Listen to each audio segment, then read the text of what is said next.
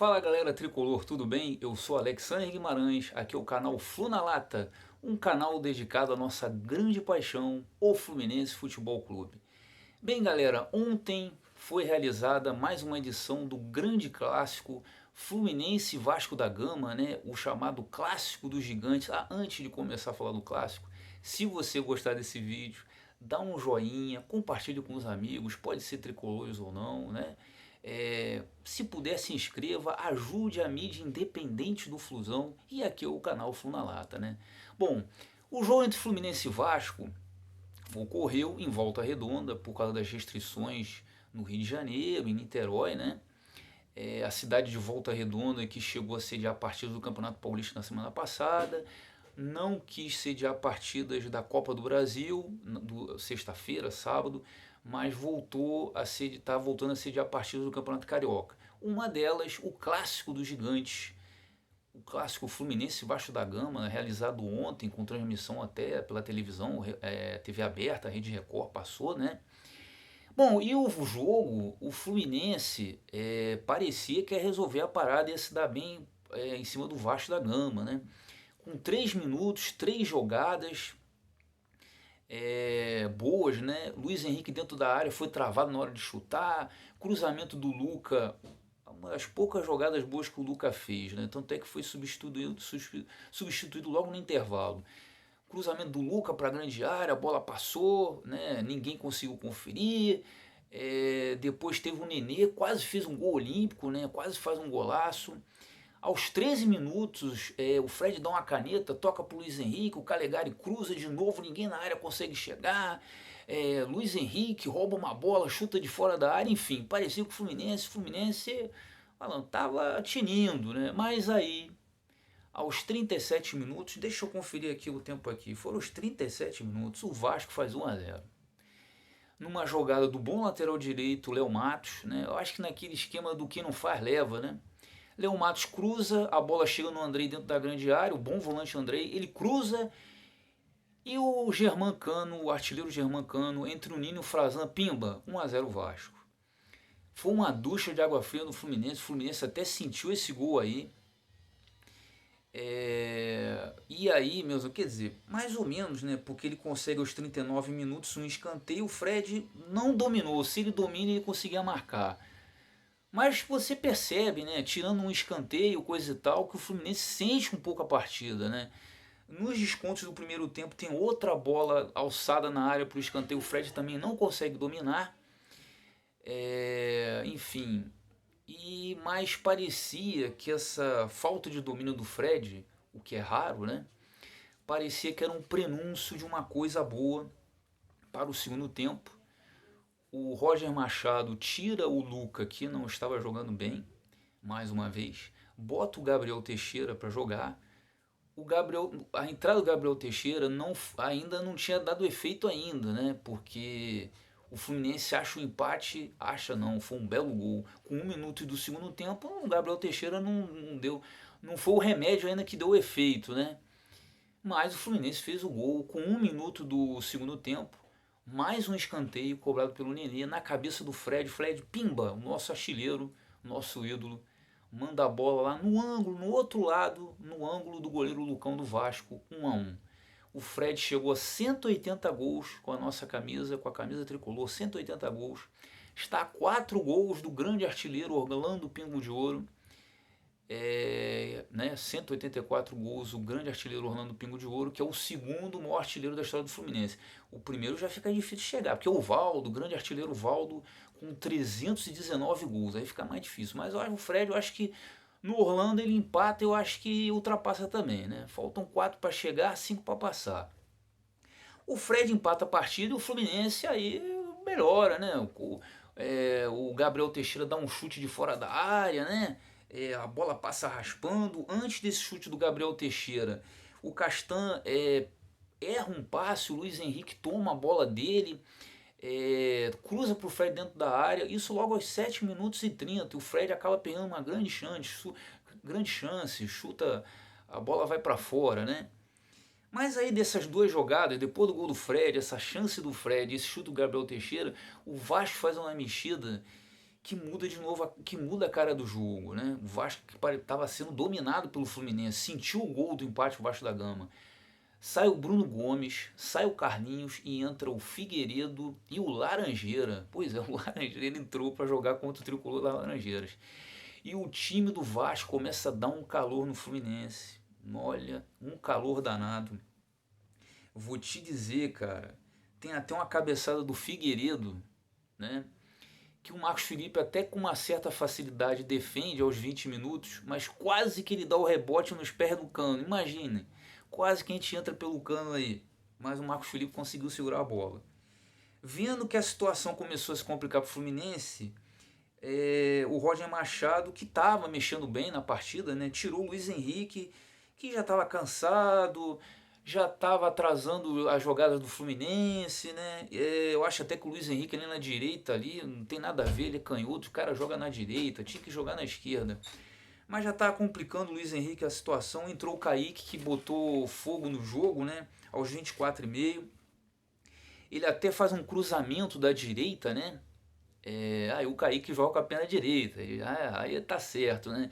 Ele cruza pela direita, o Calegari é derrubado dentro da área, para mim foi pênalti, né? Até o comentarista de arbitragem da Record, da transmissão da Record, achou que foi pênalti também, mas a arbitragem não deu o pênalti não. Mas mesmo assim, o Vasco ainda dá perigo. Em duas faltas perigosas, né? O Fluminense, duas bobeiras aí, deu duas chances boas pro Vasco marcar. Uma aos 29, o Andrei dá uma cacetada de fora da área, manda na trave.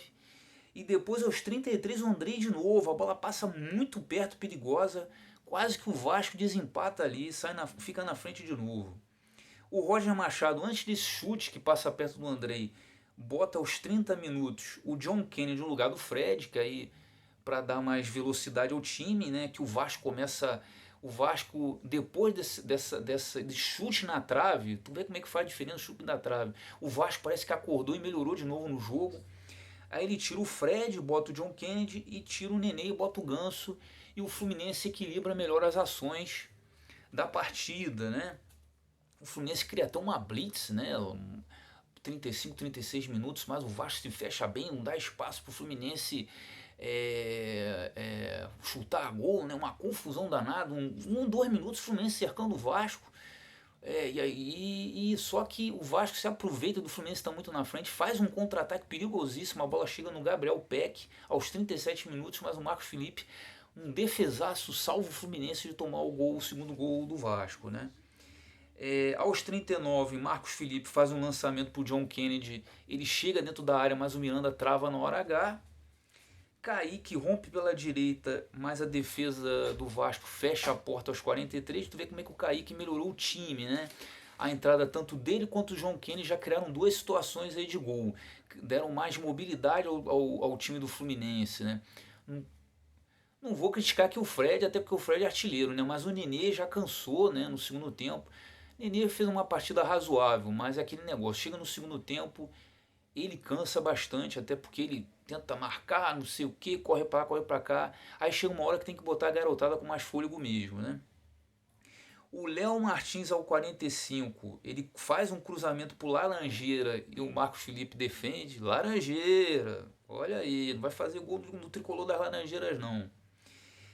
Aos 46, já nos acréscimos, Egílio cruza e o John Kennedy quase pega de cabeça e faz o segundo gol do Fluminense, vira a partida do Fluminense, quase que ele acerta. Aos 48 a gente escapa de novo do Laranjeira fazer o gol, ele cabeceia muito perto, a bola passa rasteira, já aos 48 do segundo tempo. Ainda bem que o Laranjeira não fez gol no tricolor da Laranjeira, né? Imagine, ia virar até meme, imagine, mas não fez gol não. Foi 1-1. Eu acho que 1-1, o Fluminense, apesar das oportunidades desperdiçadas aí, principalmente antes do Vasco fazer o primeiro gol e depois que ele empata, o Fluminense foi melhor que o Vasco, mas o Vasco conseguiu levar muito perigo na maior parte do segundo tempo. Eu acho que o empate não foi bom, porque o Fluminense só vai a 10 pontos, mas não foi tão ruim assim, né? No final da partida a situação podia ter mais complicada, ainda mais aquele chute de fora da área do Andrei, né? Para o Vasco foi péssimo, o Vasco só está com 7 pontos. O Fluminense chega a 10 pontos, vai aguardar aí o resultado dos adversários, tem mais 4 jogos pela frente, né? Vamos ver se o Fluminense... A próxima partida do Fluminense é contra o Macaé, a partida ia ser realizada no domingo, mas a federação já jogou para terça-feira, vai ter até transmissão pela Record, até o site Explosão Tricolor divulgou isso, a Record vai transmitir a partida entre Fluminense e Macaé na terça, 9h35 da noite. Vamos ver que contra o pior time do campeonato por enquanto é o Macaé, o Fluminense se recupere, né, de vez, né? Consiga vencer e pule para 13 pontos, né? Enfim, a partida deve ser realizada no Maracanã porque as restrições vão até domingo. Isso se o prefeito Eduardo Paes e o prefeito de Niterói, Axel Grael, não estenderem essas restrições aí até mais para frente. Vamos ver o que vai ocorrer, né? Bom, o Roger Machado deu na coletiva, né? Falou sobre o problema de pressão do Fluminense no campo adversário. Ele achou que o Fluminense está pressionando com poucos jogadores. É algo que ele falou que o time tem que corrigir, né?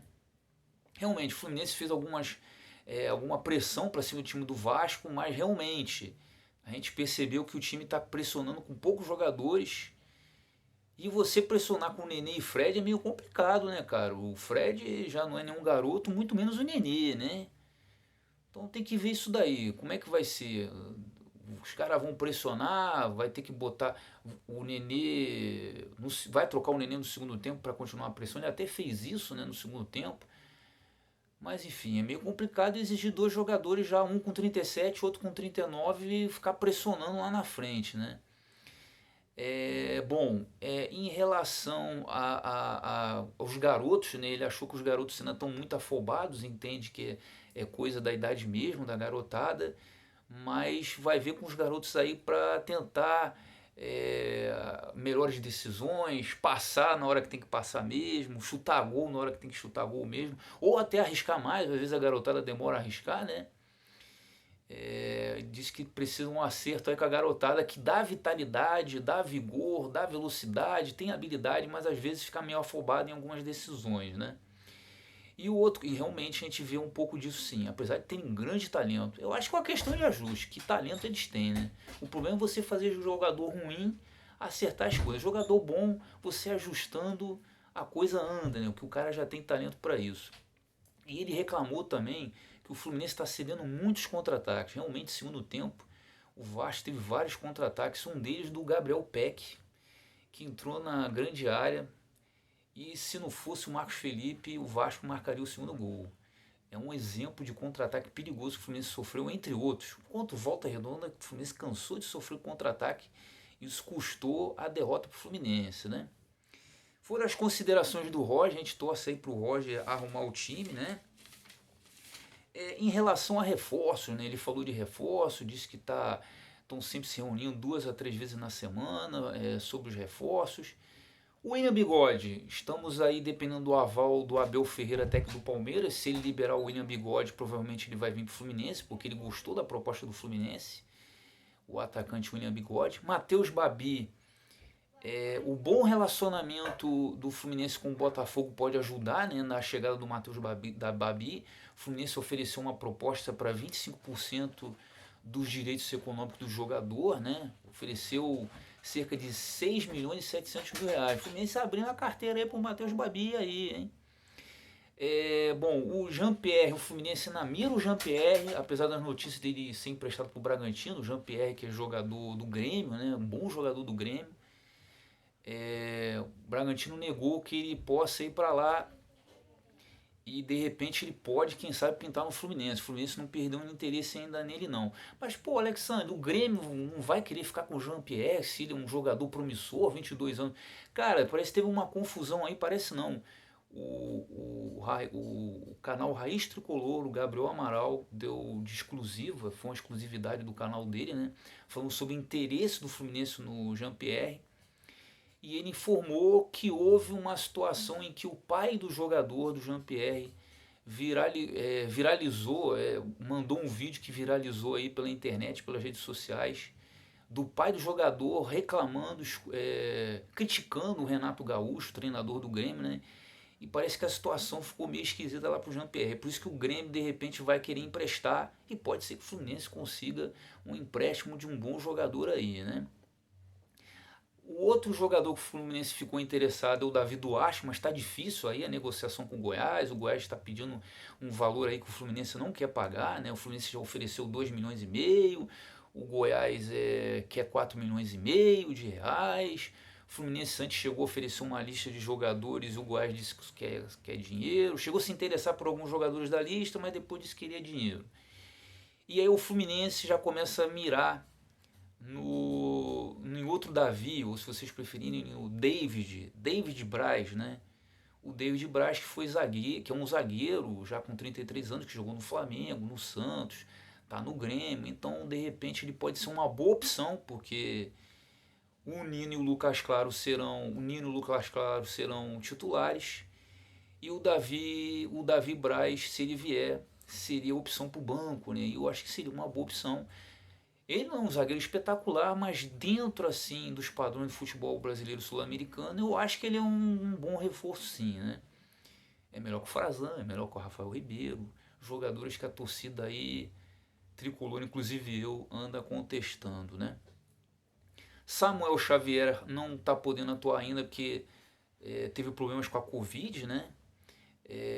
Para você ver um jogador que é conhecido pelo vigor físico, tá tendo problemas aí com a Covid, não sei se vai jogar, quer dizer, já se curou, mas está em recuperação ainda, né? Talvez já jogue contra o Macaé. E o outro reforço, o Wellington, está atuando aí nas partidas. O Rafael Ribeiro é o outro reforço, mas o presidente Mário Bittencourt disse que ele é do Sub-23, então, enfim, a gente sabe que não, né? Enfim, vamos aguardar se os reforços chegam. A promessa é que nessa semana muitos terão muitas definições. Vamos torcer, né? E torcer para o Fluminense começar a deslanchar no Campeonato Carioca. E quando chegar lá na frente, na Libertadores da América, o time já esteja bem arrumado. Roger Machado aí acertando pressão, contra-ataque, evitar mais contra-ataques. Vamos ver. Saudações tricolores e até a próxima. Valeu!